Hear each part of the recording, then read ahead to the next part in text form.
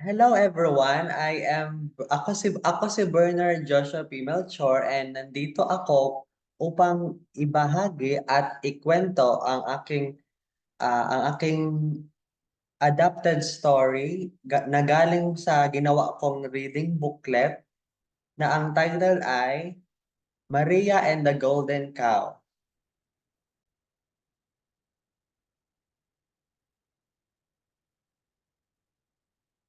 Ipapakita ko sa inyo ang aking kwento na pinamagatang The Maria and the Golden Cow.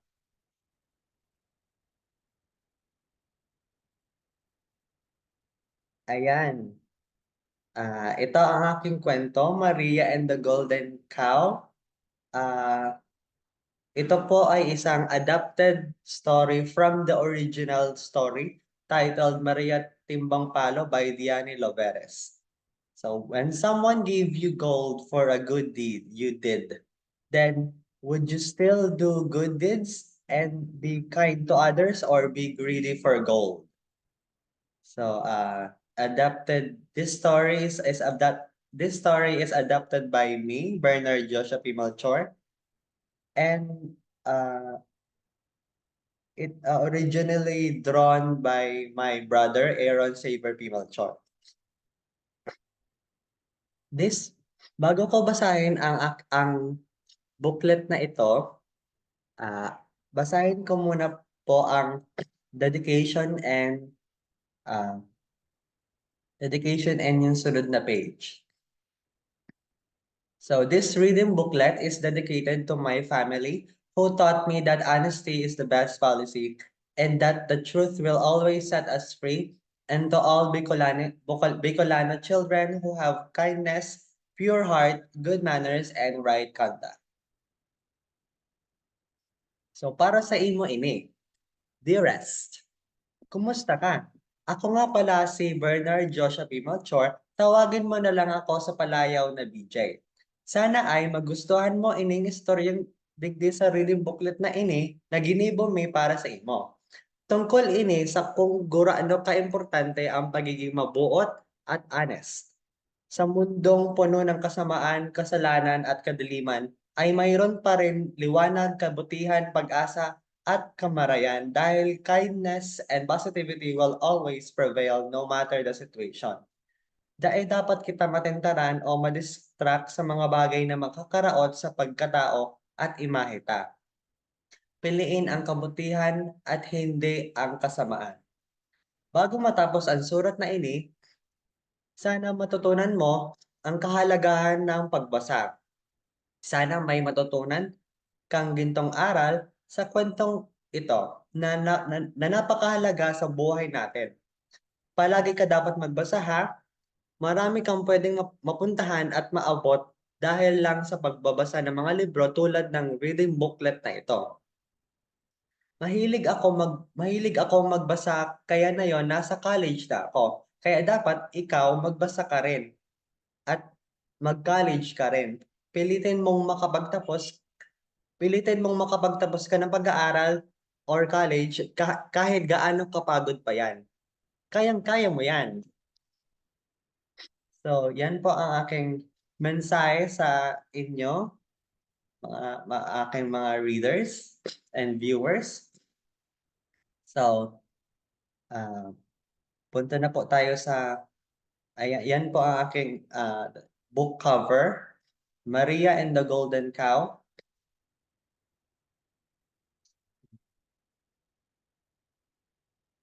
Simulan na po natin ang pagkwento.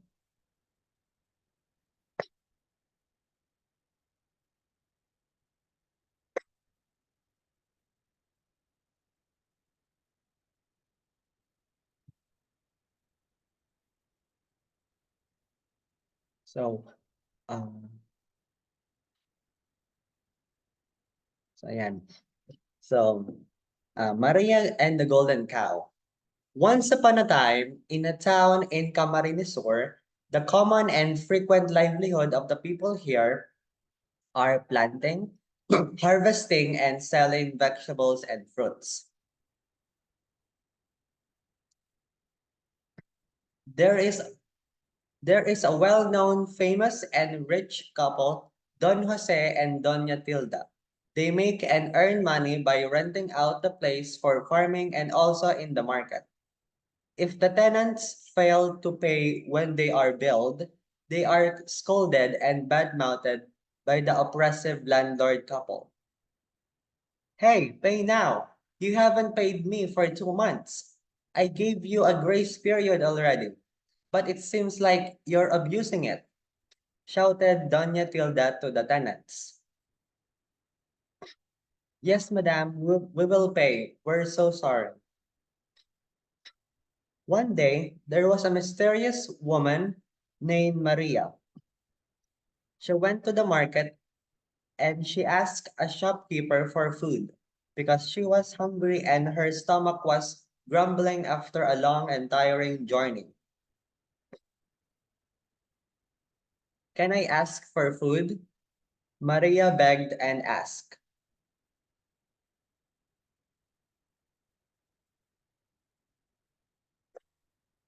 The shopkeeper gave her money even though his income was not enough. Maria was happy and she gave gold to the shopkeeper as a reward for the shopkeeper's kindness towards her. Over time, and after several days, there were whispers and rumors in the town about the mysterious woman giving out gold. When Doña Tilda found out and heard about this, she ordered and commanded a woman named Saring to follow Maria. Saring followed Doña Tilda's order and she immediately followed Maria. Saring saw with her own two eyes lots of gold in Maria's home. Her house is made of gold as well as all of Maria's things inside the house are also made in gold. And she even has a golden cow behind her house. Saring immediately told Doña Tilda what she saw. Doña Tilda told all the people about Maria and the golden cow and promised the people a reward for those who could get all gold of Maria's house and the golden cow. Andres, a friend of Maria, knew this immediately, so he went to Maria's house.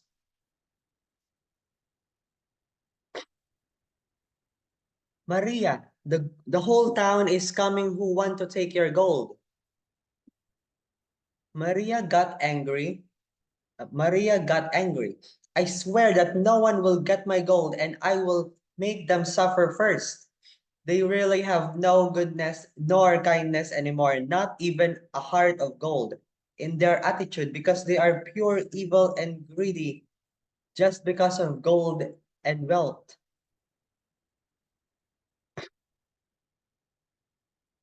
So Maria, Andres, and the golden cow ran away. Maria's house melted, sank, and spread to different parts of the ground. Many people rushed to Maria's house to get the gold, but when they arrived, the golden house, treasure, gold, and Maria and the golden cow were all gone. So, the end. Yan po ang aking adapted story, Maria and the Golden Cow. Ngayon naman, punta naman tayo sa vocabulary exercise. Dito sa vocabulary exercise, merong 5 items. So, ito pong mga words na ito ay galing mismo dun sa aking adapted story. Ang gagawin po natin dito is hahanapin yung yung synonym of that word. Tutulungan ko po kayo sagutin itong vocabulary exercise. So, basahin muna po natin ang instructions. Meaning of words may vary according to how they are used in the sentence. Below are words found in the story, which have a particular meaning. Choose the letter that best defines the given word based on how it was used in the story. Refer to the paragraph number inside the parentheses. So number 1 and 2, livelihood. In paragraph 1. So alin po diyan ang synonym or kaparehas sa word na livelihood? Is it A, job, B, building, C, house? Upang mahanap po natin ang word na itong livelihood, punta po tayo dito sa paragraph 1. Ayan po sa paragraph 1. Makikita po natin dito yung salitang livelihood. Ayan po, livelihood.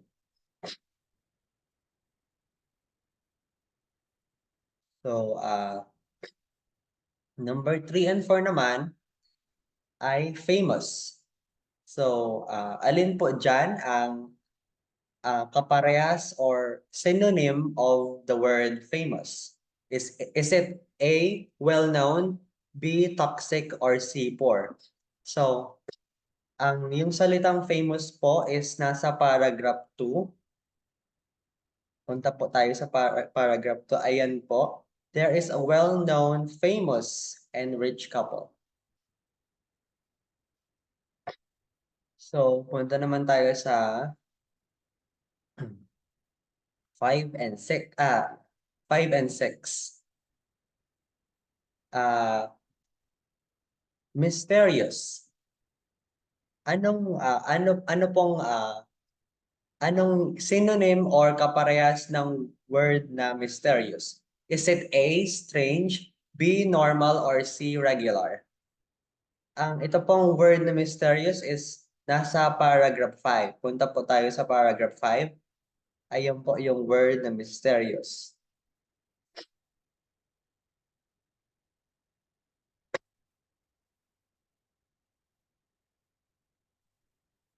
Sunod naman is 7 and 8. Shopkeeper. Alin ba dito sa mga sumusunod ang kaparehas or synonym of the word shopkeeper? Is it A, shop owner, B, citizen, or C, passenger? So, yung salitang shopkeeper po is mahahanap po siya sa paragraph 7. Punta po tayo sa paragraph 7. Ayun po. The shopkeeper gave her money.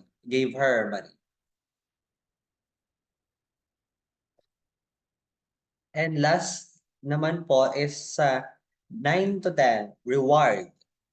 Alin po dito sa mga sumusunod ang kaparehas or synonym of the word reward? Is it A, prize, B, punishment, or C, penalty? Yung salitang reward po is mahahanap sa paragraph 11 ng adapted story. Ayan po sa ayan.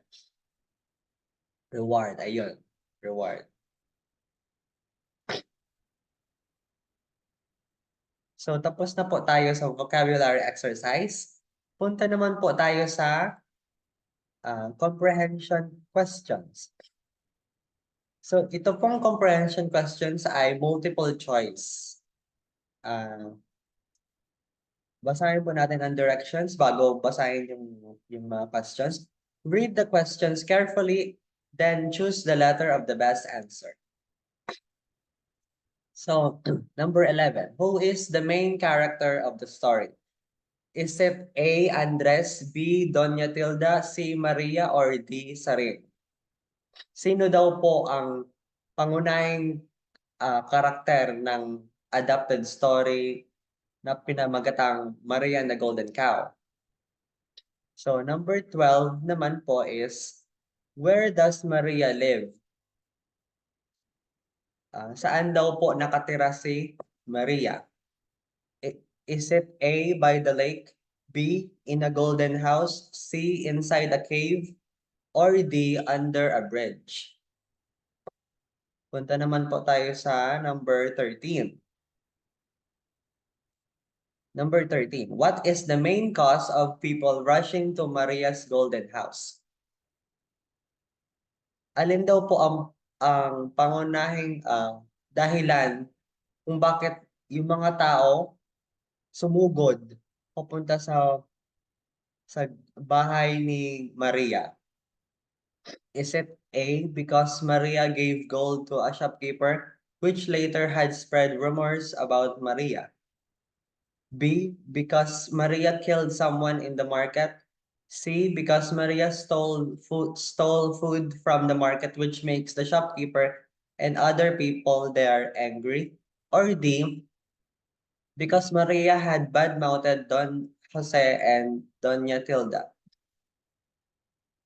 Punta naman po tayo sa number 14. What happened when Maria found out that the people are rushing to her house to steal her gold and the golden cow? Ano daw po ang nangyari nung nalaman na ni Maria na yung lahat ng mga tao ay susugod papunta sa kanyang bahay para nakawin ang kanyang ginto at ang kanyang gintong baka? Is it A, Maria cried because of how greedy the people are just for gold? B, Maria the golden cow and Andres leave the house immediately? C, Maria used her magic powers to cast an illusion that will lead the people towards the wrong direction to protect her house? Or D, Maria used her powers to cast a spell that if anyone who touches her house, the things inside the golden cow and including Maria herself will immediately turn to gold? Punta naman po tayo sa number 15. How is Maria different from Don Jose and Doña Tilda and all the other people in the town? Ano daw po ang pagkakaiba ni Maria kay Don Jose, Doña Tilda, and sa iba pang mga tao sa town or barangay? Is it A, Maria is kind, innocent, friendly, and has a pure heart, while Don Jose and Doña Tilda and all the other people are mean, rude, and greedy for gold and money?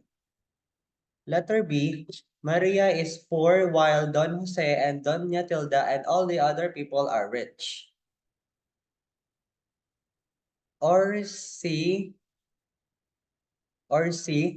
Maria is mysterious because she gives gold, while Don Jose and Doña Tilda and all the other people are just normal people. Or D, Maria is beautiful, while Don Jose and Doña Tilda and all the other people are ugly. Number 16. Ay, punta naman tayo sa number 16. Why do you think Maria gave gold to a shopkeeper? Bakit niyo naman po naisip? Bakit niyo naisip na si Maria ay nagbigay ng gold sa shopkeeper? Is it A, because the nice shopkeeper had given her money?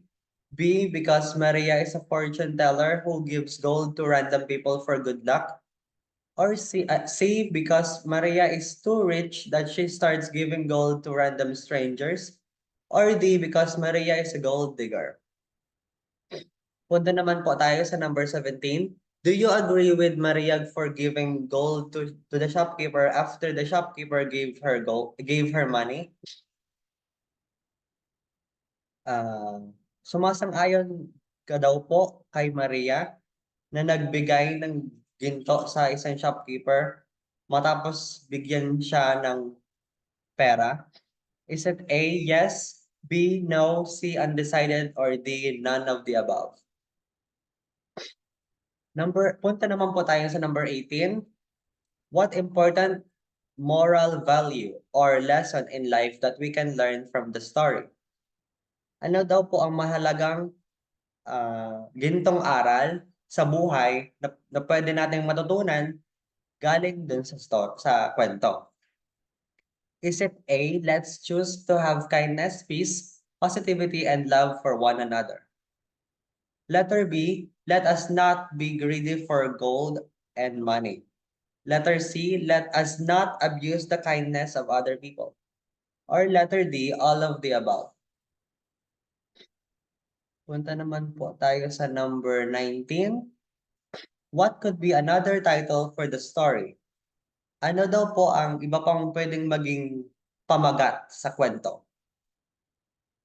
Is it A, Maria, the mysterious woman? B, kindness is better than greediness? C, Don Jose and Doña Tilda's greediness for gold and money? Or D, none of the above? And lastly, number 20, what could be an alternate ending for the story? Ano daw po ang ano daw po ang pwedeng maging iba pang ending ng kwento? Is it A, Maria used her magic powers to cast an illusion that will lead the people towards the wrong direction to protect her house? Or B, Maria used her powers to cast a spell that if anyone who touches her house, the things inside the golden cow and including Maria herself will immediately turn to gold. C, Maria used her powers to create a storm that will wash away all money, food, and livelihood of the people who tried to steal all of her gold. Or D, none of the above. Ayun, tapos na po tayo sa comprehension questions and vocabulary exercise. Punta naman po tayo sa wordplay. Ayun po, lahat naman po siguro sa ating mga readers and viewers, kung alam niyo naman po siguro kung ano ang wordplay. Ayan, look for the hidden words inside the box below. The clues are below the box. So, hahanapin daw po natin yung mga hidden, yung katagong mga salita dito sa loob ng kahon. Meron naman pong mga clues below the box. Ayan po. So, ayan. Number 21, name of main character. Sino daw po ang main character? Hanapin, ang main character is si Maria. So, hanapin daw po natin dito yung salitang Maria dito sa wordplay. So, number 22, Maria's golden pet animal. Ano daw po yung golden pet animal ni Maria? So, it's a cow or baka. Hanapin daw po natin dito sa box or kahon ang salitang cow. Sunod naman is number 23. The shiny thing that Maria gave to the shopkeeper. Yung yung yung makintab na bagay na binigay ni Maria dun sa shopkeeper. So, yung makintab na bagay na yun is ginto or gold. Hanapin daw po natin dito yung salitang gold. So, punta naman po tayo sa number 24. Name of Don Jose's wife. Pangalan daw po nung asawa ni Don Jose. So, si Doña Tilda. Hanapin daw po natin dito sa kahon na ito kung nasaan po dyan yung salitang Doña Tilda. Sunod naman is ay number 25, name of Doña Tilda's husband. Pangalan daw po ng asawa ni Doña Tilda. So, si Don Jose. Hanapin daw po natin dito yung salitang Don Jose. Tapos, dito naman po sunod naman po is 26. The thing that shopkeeper gave to Maria. Yung bagay daw po na binigay nung shopkeeper kay Maria. So, ang binigay nung shopkeeper kay Maria is money. So, hanapin daw po natin dito yung salitang money. Money or pera sa Tagalog. Sunod naman po is number 27. The person that Doña Tilda had commanded to find Maria's golden house. Sino daw po yung inutusan ni Doña Tilda upang hanapin yung bahay ni Maria? So si Saring. Hanapin daw po natin dito sa kahon yung salitang Saring. Sunod naman po is the number 28. The person who told Maria about the people who are going to rush into her golden house and steal her golden cow. Yung sino daw po yung sinabihan si Maria na yung mga tao daw po is susugurin yung bahay ni Maria para kunin ang kanyang golden cow at lahat ng ginto sa bahay niya. So si Andres po yon. Hanapin daw po natin dito yung salitang Andres dito sa kahon. Sunod naman po is number 29. The location of town.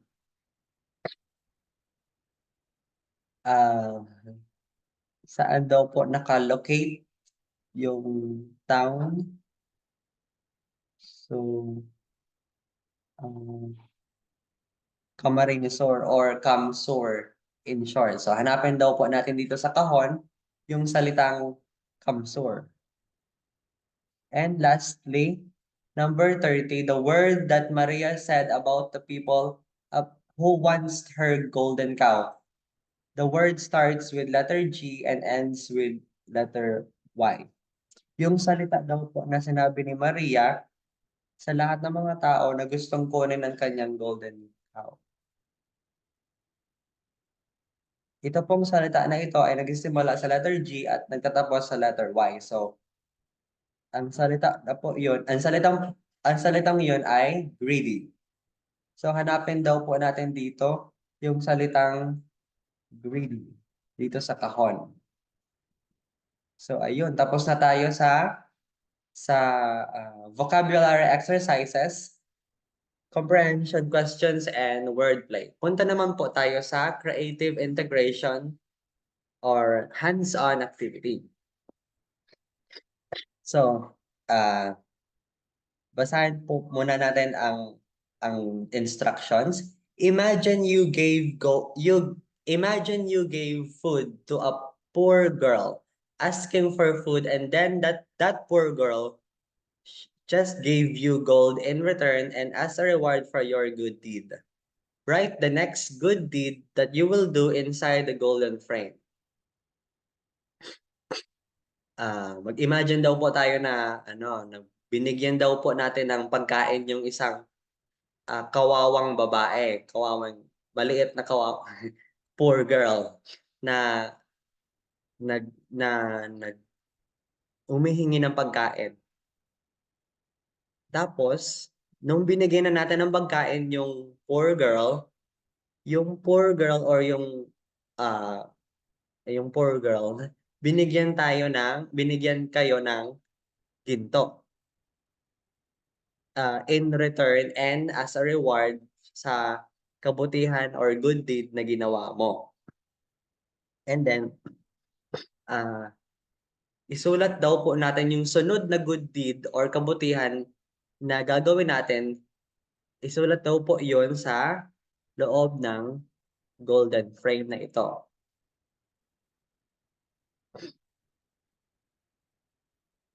Tapos, ayan po. Dito po nagtatapos ang aking short virtual reading session of Maria and the Golden Cow. Sana may natutunan po kayo sa kwentong ito. Dahil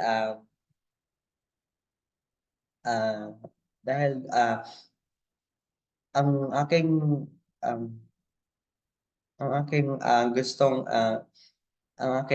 gustong ibahagi is para matutunan po kayo magbasa. So, yun lang po. Maraming salamat.